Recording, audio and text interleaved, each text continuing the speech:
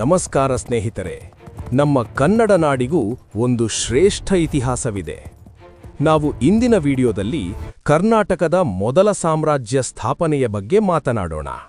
ಅದುವೇ ಕದಂಬ ಸಾಮ್ರಾಜ್ಯ. ಈ ಸಾಮ್ರಾಜ್ಯವನ್ನ ಸ್ಥಾಪನೆ ಮಾಡಿದವನು ಒಬ್ಬ ಸಾಧಾರಣ ವಿದ್ಯಾರ್ಥಿ. ಕಂಚಿಯಲ್ಲಿ ಆದ ಒಂದು ಅವಮಾನ ಅವನನ್ನು ಒಬ್ಬ ಮಹಾಪ್ರಚಂಡ ಯೋಧನನ್ನಾಗಿ ಬದಲಾಯಿಸಿತು. ಕೈಯಲ್ಲಿ ಪುಸ್ತಕ ಹಿಡಿಯುವ ಬದಲು ಕತ್ತಿ ಹಿಡಿದ ಆ ವೀರನೇ ಮಯೂರವರ್ಮ. ಬನ್ನಿ, ಇವತ್ತಿನ ವಿಡಿಯೋದಲ್ಲಿ ಮಯೂರವರ್ಮ ಹೇಗೆ ಶರ್ಮನಿಂದ ವರ್ಮನಾದ ಎಂಬ ರೋಚಕ ಕಥೆಯನ್ನು ತಿಳಿಯೋಣ. ಕಥೆ ಶುರುವಾಗೋದು 4ನೇ ಶತಮಾನದಲ್ಲಿ, ಶಿವಮೊಗ್ಗದ ತಾಳಗುಂದ ಎಂಬ ಹಳ್ಳಿಯಲ್ಲಿ. ಇಲ್ಲಿ ಒಂದು ಬ್ರಾಹ್ಮಣ ಕುಟುಂಬ ವಾಸವಾಗಿತ್ತು. ಅವರ ಮನೆಯ ಮುಂದೆ ಒಂದು ದೊಡ್ಡದಾದ ಕದಂಬ ಮರ ಇತ್ತು. ಅದಕ್ಕಾಗಿಯೇ ಇವರಿಗೆ ಕದಂಬರು ಅಂತ ಹೆಸರು ಬಂತು ಅಂತ ಇತಿಹಾಸಕಾರರು ಹೇಳ್ತಾರೆ. ಈ ಕುಟುಂಬದಲ್ಲಿ ಹುಟ್ಟಿದ ಹುಡುಗನೇ ಮಯೂರ ಶರ್ಮ. ಇವರು ತುಂಬಾ ಬುದ್ಧಿವಂತ ಹಾಗೂ ಶ್ರದ್ಧೆಯುಳ್ಳ ಶಿಷ್ಯ. ವೇದ, ಉಪನಿಷತ್ತುಗಳನ್ನು ಕಲಿಯೋದು ಅವರ ಮುಖ್ಯ ಉದ್ದೇಶ ಆಗಿತ್ತು. ಅವರ ತಾತ ವೀರಶರ್ಮ ಅವರಿಗೆ ಗುರುವಾಗಿದ್ದರು. ಮಯೂರ ಶರ್ಮನಿಗೆ ಹೆಚ್ಚಿನ ವಿದ್ಯಾಭ್ಯಾಸ ಬೇಕಾಗಿತ್ತು. ಅದಕ್ಕಾಗಿ ಅವನು ಒಂದು ದೊಡ್ಡ ನಿರ್ಧಾರ ಮಾಡಿದ. ಕಂಚಿಗೆ ಪಯಣ.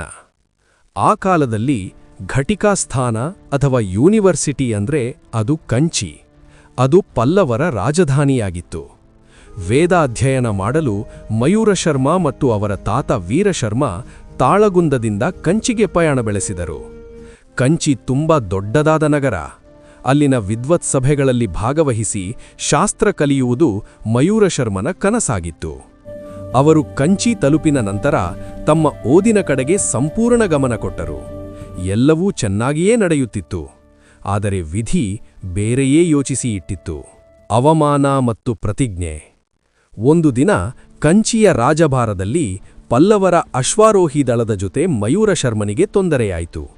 ಪಲ್ಲವ ಸೈನಿಕರು ಮಯೂರ ಶರ್ಮ ಮತ್ತು ಇತರ ಕನ್ನಡದ ವಿದ್ಯಾರ್ಥಿಗಳನ್ನು ತುಂಬಾ ಕೇವಲವಾಗಿ ಕಂಡರು. ನೀನು ಕೇವಲ ಒಬ್ಬ ವಿದ್ಯಾರ್ಥಿ, ನಿನಗೆ ಯುದ್ಧ ವೀರ್ಯದ ಬಗ್ಗೆ ಏನು ಗೊತ್ತು ಅಂತ ಗೇಲಿ ಮಾಡಿದರು. ಈ ಅವಮಾನ ಮಯೂರ ಶರ್ಮನಿಗೆ ತುಂಬಾ ನೋವು ಉಂಟು ಮಾಡಿತು.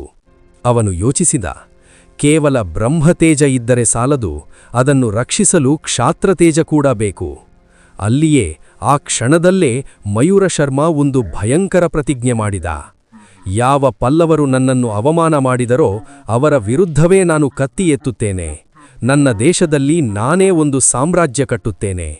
ಅವನು ಕೈಯಲ್ಲಿದ್ದ ದರ್ಭೆಯನ್ನು ಬಿಸಾಡಿ ಕತ್ತಿ ಹಿಡಿದ. ಮಯೂರ ಶರ್ಮ ಮಯೂರವರ್ಮನಾದ. ದಂಗೆ ಮತ್ತು ವಿಜಯ. ಮಯೂರವರ್ಮ ಕಂಚಿ ಬಿಟ್ಟು ಶ್ರೀಪರ್ವತ ಅಂದರೆ ಶ್ರೈಶೈಲಂ ಕಾಡುಗಳಿಗೆ ಹೋದ. ಅಲ್ಲಿ ಅವನು ಸುಮ್ಮನೆ ಕೂರಲಿಲ್ಲ. ಅಲ್ಲಿನ ಬೆಟ್ಟಗುಡ್ಡದ ಜನರನ್ನು, ಬುಡಕಟ್ಟು ಜನರನ್ನು ಒಗ್ಗೂಡಿಸಿದ. ಅವರಿಗೆ ಯುದ್ಧ ವಿದ್ಯೆ ಕಲಿಸಿದ. ಪಲ್ಲವ ಅಧಿಕಾರಿಗಳ ವಿರುದ್ಧ ಗೆರಿಲ್ಲಾ ವಾರ್ ಶುರು ಮಾಡಿದ.